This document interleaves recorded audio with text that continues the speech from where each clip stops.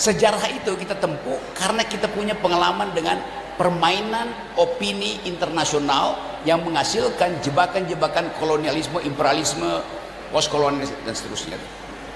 Tapi orang bertanya, kenapa Pak Prabowo chip in, nyumbang supaya terlihat voluntarismenya ke lembaga yang dibuat, dikendalikan, diarahkan sendiri oleh Donald Trump.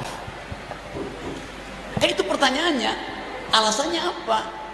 Tentang hal-hal yang menyangkut perjanjian internasional, entah dia agreement yang terbuka atau tacit agreement, agreement yang tertutup, harus diputuskan oleh rakyat melalui parlemen. Itu dasarnya tuh. Jadi orang bertanya, dasarnya apa?